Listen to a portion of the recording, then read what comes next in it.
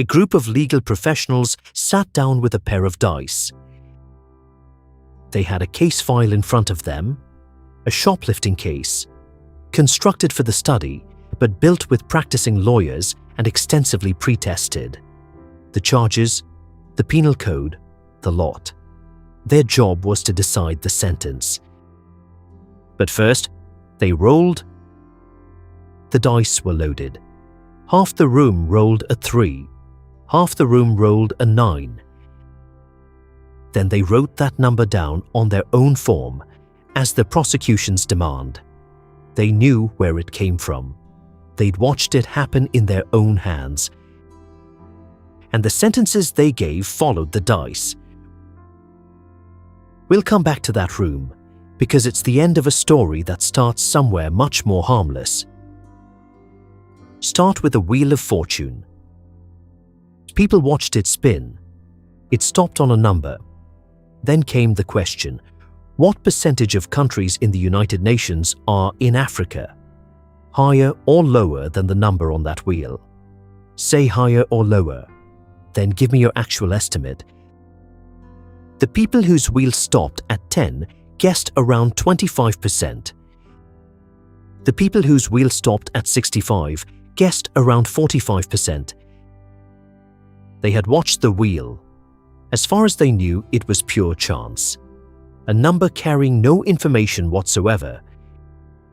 It moved them 20 points. That was Amos Tversky and Daniel Kahneman in 1974. They called it anchoring. A number lands in front of you, and your judgment slides toward it, even when the number is meaningless, and even when you know that it is.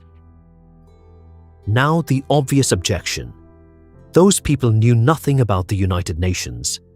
They grabbed the only number available because they had nothing else. Give someone real knowledge and the effect should vanish. So researchers went at it from 3 directions. What if the anchor is ridiculous? Not just random, but so extreme that nobody could mistake it for a serious estimate. It still moved them. What if you warn people in advance and tell them exactly what's about to happen? Forewarning didn't reduce it. What if you give them a reason to care about getting it right? Motivation didn't reduce it either. That's a strange profile for a mental glitch. Most of them you can at least dent by paying attention. This one doesn't dent. Which brings us to the money. Researchers had working real estate agents value a house alongside a comparison group of students. Each group was handed a listing price that had been quietly manipulated. The valuations followed the listing price. The students, yes, but the professionals too. People whose entire expertise is knowing what a house is worth, moving with a number somebody typed on a sheet.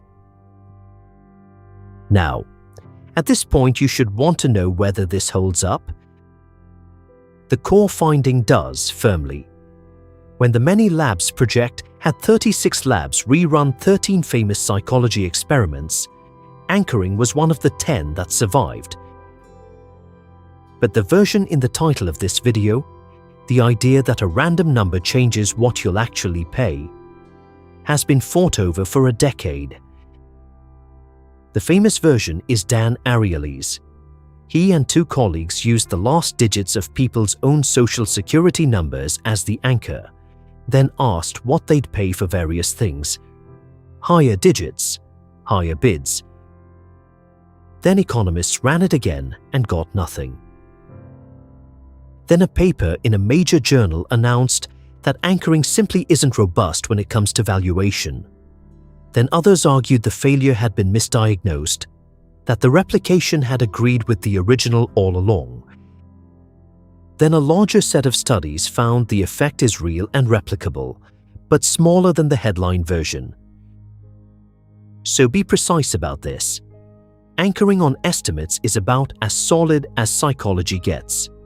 Anchoring on what you'll pay is real, more modest than advertised, and still argued about. Which is worth saying honestly, because the courtroom is where this stops being about wallets. Back to the dice. The work is Bertha Englich's with Musweiler and Strack, and the first version didn't use dice at all. It used practicing German judges and prosecutors, average of 13 years on the job. They got the shoplifting file, the penal code, everything, and a sentencing demand from the prosecution, either 3 months on probation or 9. The instructions told them plainly that the number had been randomly generated and represented no legal expertise at all. Their sentences moved with it. But you can imagine the objection. Maybe they didn't quite believe the researchers. Maybe some part of them assumed the number meant something. So the team ran it again, this time with junior lawyers already working criminal cases, and had them generate the number themselves. The loaded dice, 3 or 9, written in their own handwriting, on their own questionnaire. Afterwards, 79% of them said the number was not relevant to their decision. The sentences moved anyway, which leaves the real question. Nobody rolls dice in an actual courtroom. So they ran it with anchors a courtroom actually produces. A journalist asking whether the sentence would be higher or lower than 1 year, against higher or lower than 3. A spectator in the gallery shouting, "Give him 5 years," against another shouting, "Set him free." Same effect.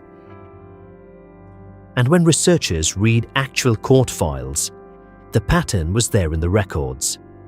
Judges weighting the prosecution's request heavily. Bail decisions turning on whether the prosecution asked for bail or opposed it. This isn't a quirk of the laboratory. It's in the paperwork. And there's a part that's worse. The legal system already has a defense against exactly this. It's called the defense. Someone whose entire function is to push back against the prosecution's number. So the same researchers tested them. Defense lawyers, given the case materials and a prosecution demand, 12 months for one group, 34 for another, then asked what sentence they'd recommend. Their recommendations drifted toward the prosecution's. And this wasn't tactics. Asked to describe their strategy afterwards, not one of them said they tried to accommodate the prosecutor. They described the opposite, the lowest possible sentence, or acquittal. Then judges were handed those contaminated defense recommendations alongside the prosecution's. When the researchers traced what actually drove the final sentence, the strongest pull didn't come from the prosecution directly. It came through the defense's own number. The safeguard didn't block the anchor. It carried it. So what helps? Not awareness. Warned people still moved. Lawyers holding the dice in their own hands still moved. And the experienced professionals were markedly more confident than the junior ones, while being just as biased. Certainty and bias weren't related at all. And I should be straight. No study here tested a fix. So take this as reasoning from the mechanism, not a finding. The anchor works by getting there first. So the only part you control is what's already in your head when it arrives. Decide what the thing is worth or what you'll accept before the conversation starts. Write it down, because a number in your head is easier to quietly revise than one on paper. You can't refuse to hear the first number. You can make sure it isn't the first one you thought of. Quick recap. A Wheel of Fortune moved estimates 20 points, with a number everyone watched being generated at random. Absurd anchors still work. Warnings don't help. Neither does caring about the answer. Property professionals valuing a house moved with a listing price that had been manipulated. Anchoring on estimates is one of psychology's best replicated effects. Anchoring on what you'll pay is real but smaller, and still contested.